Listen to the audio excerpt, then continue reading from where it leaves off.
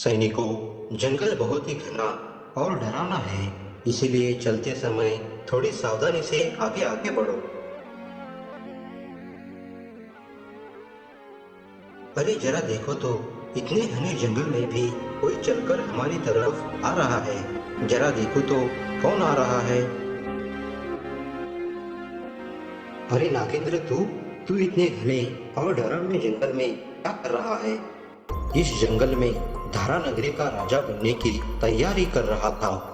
मैं कुछ समझा नहीं छोटे भाई, तुम कहना क्या चाहते हो?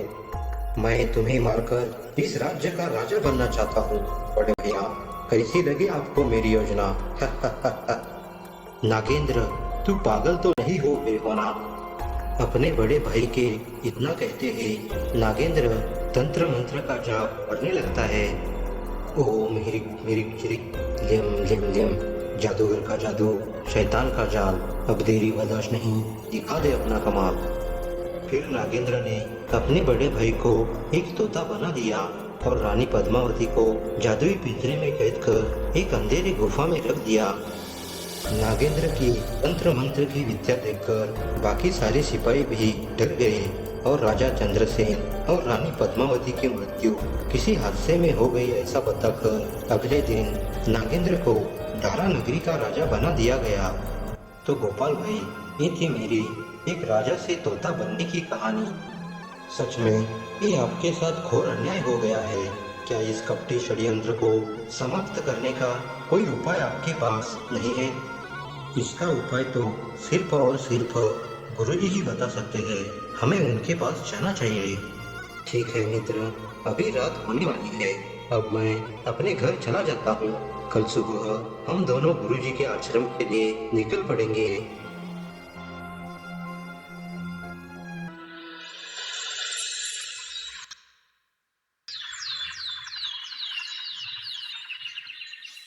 सुबह होते ही गोपाल और तोता गुरुजी के आश्रम पहुंच जाते हैं। गुरुजी अपने ध्यान में मग्न रहते हैं।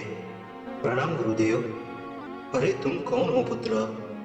गुरुदेव, मैं राजा चंद्रसेन हूँ। फिर तोते ने सारी आपबीती अपने गुरुदेव को बता डाली कि कैसे तंत्र मंत्र का उपयोग करके नागेंद्र ने उसे तोता बनाकर राजगद्दी हासिल कर दी।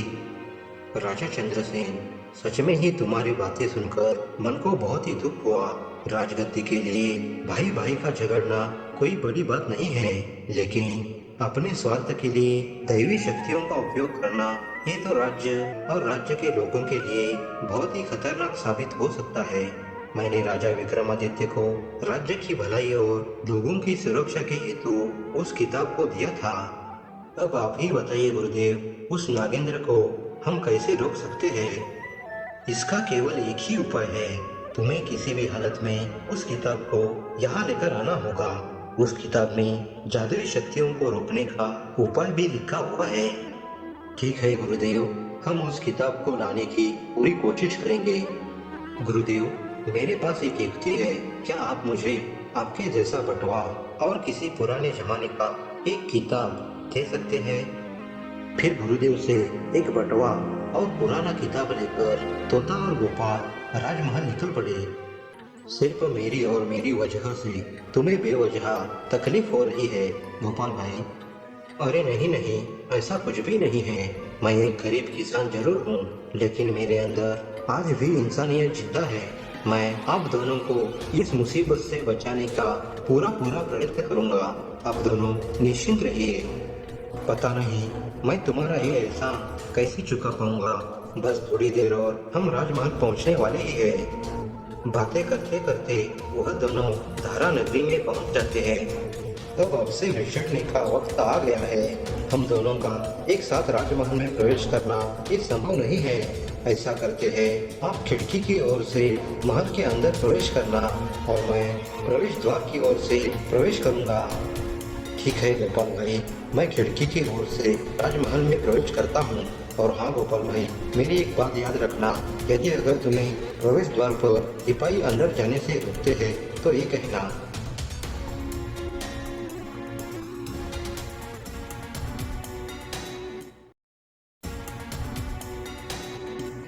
गोपाल चलते चलते दरबार के मुख्य द्वार पर पहुंच जाता है। अरे अरे अरे, देखो तो, अंदर घुसते ही जा रहे हो। तुम कौन हो? ऐसे कैसे सीधे अंदर जा सकते हो? तुम इस प्रकार राजमहल में प्रवेश नहीं कर सकते। पहले अपना परिचय बता दो और यहाँ आने का कारण बताओ। अरे, मैं कोई साधारण व्यक्ति नहीं हूँ। मैं राजा के लिए एक खास किताब लेकर आया हूँ। इसमें कुछ ऐसी शक्तियाँ हैं जिससे कि राजा अमर बन सकते हैं। क्या सच में ही तुम्हारे पास अमर होने का किताब है? मुझे तो तुम बहुरूपिये लगते हो। कहाँ है किताब? जरा मुझे दिखाओ तो सही। अरे ओ डमरू, तुम मरना चाहते हो क्या? तुम पिछले 5 साल से यहाँ खड़े हो और तुम्हारे 2 बच्चे भी है। ये तो मेरा नाम है, पर तुमको कैसे पता? देखो सैनिक, मुझे जाने दो, नहीं तो तुम बहुत पछताओगे। तुम्हारे पिछले सारे गलत कारनामे पूरी दुनिया को बताऊंगा। ठीक है, रहने दीजिए, मैं अभी तुमको अंदर भेजता हूँ। महाराज, मुख्य द्वार पर कोई अनजान आदमी आया है। उसके पास अमर होने का किताब है। वो आपसे अभी मिलना चाहता है महाराज। यह तो किसी चमत्कार से कम नहीं है। अमर होने का किताब आज खुद मेरे पास चलकर आया है। नागेंद्र मन ही मन में इतना सोच ही रहा था, तभी गोपाल अपनी पहचान छुपाकर बोल पड़ा। मेरा नाम संजय है। गुरुदेव ने एक खास किताब आपको देने को कहा है। सच में? क्या तुम वो किताब मुझे दिखा सकते हो? गुरुजी कह रहे थे कि इस किताब से इंसान अमर बन सकता है, पर महाराज, मेरी एक शर्त है। शर्त क्या है? बताओ।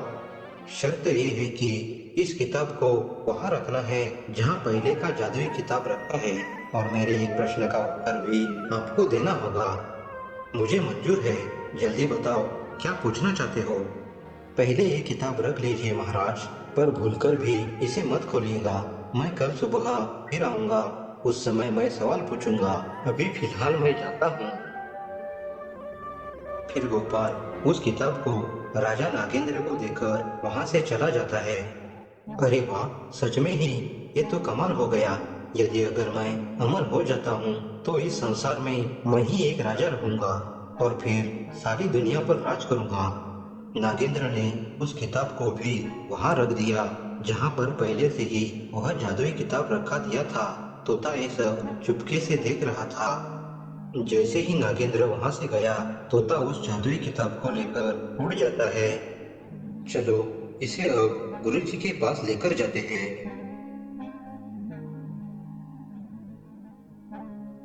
अरे, यह तो वही किताब है। अब हमें उस मंत्र को जल्द से जल्द ढूंढकर निकालना होगा। अरे ये क्या, इसमें तो जादुई शक्ति को रोकने का मंत्र ही नहीं है। ये नागेंद्र तो बहुत ही शातिर है। लगता है जादुई शक्ति को रोकने वाले मंत्र का पन्ना ही फाड़कर फेंक दिया है। वह पन्ना ही इस किताब से गायब है। अब क्या करे गुरुदेव, लगता है मैं सारी जिंदगी तोता बनकर ही रहूंगा। नहीं मित्र, किताब में से मंत्र रोकने का पन्ना गायब हुआ तो क्या हुआ? मेरे पास एक युक्ति है और मुझे पक्का यकीन है कि हम उसे परास्त कर सकते हैं।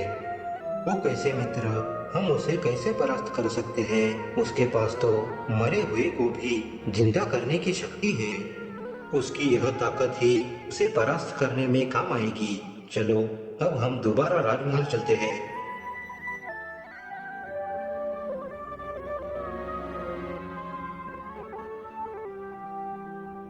क्या हुआ मित्र, तुम ऐसे अचानक रुक क्यों गए? राजमहल जाने का रास्ता तो उस तरफ है। मैं एक चीज खोज रहा हूँ। अरे हाँ, देखो, वो चीज मिल भी गई है। फिर गोपाल ने उन हड्डियों को एक थैली में भर दिया। क्या करोगे इन हड्डियों का मित्र? इससे क्या होगा? तुम सिर्फ देखते जाओ मित्र, ये हड्डियां ही हमारी जीत का राज है। आइए आइए, मैं आप ही का इंतजार कर रहा था। अब जल्दी से बता डालो, मुझे क्या करना होगा? मैं कब इस किताब को खोल सकता हूँ? महाराज, हमें नगर के बीच जाना होगा। कोई बात नहीं, हमें मंजूर है। सब लोग धारा नगरी के बीचों बीच पहुंच गए। फिर गोपाल सारी हड्डियों को थैली में से निकालकर सबके सामने रख देता है। महाराज, अब आपको इन हड्डियों को फिर से जिंदा करना होगा। मैंने आपके बारे में बहुत लोगों से सुना है, पर देखा नहीं। मेरे साथ इस धारा नगरी के बाकी सभी लोग भी देखना चाहते हैं कि राजा नागेंद्र का प्रदर्शन कैसा होगा। फिर राजा नागेंद्र हड्डियों के सामने बैठ जाता है और अपना तंत्र मंत्र शुरू कर देता है। मेरे पास ऐसी महान शक्तियां हैं कि मैं किसी भी मृत शरीर को जीवित कर सकता हूँ। आज पूरी दुनिया देखेगी कि मैं कितना शक्तिशाली हूँ। ओम ह्रीं म्रीं च्रीं लिम लिम लिम, जादूगर का जादू, शैतान का जाल, हड्डियों में जान भर दे, दिखा दे अपना कमाल। देखते ही देखते वो हड्डियां पुनर्जीवित होकर एक बाघ का शरीर धारण कर लेती है। गोपाल तो एक मरे हुए बाघ की हड्डियां उठाकर लेकर आया था। बाघ को देखकर नगरवासियों में एक ही भगदड़ मच गई।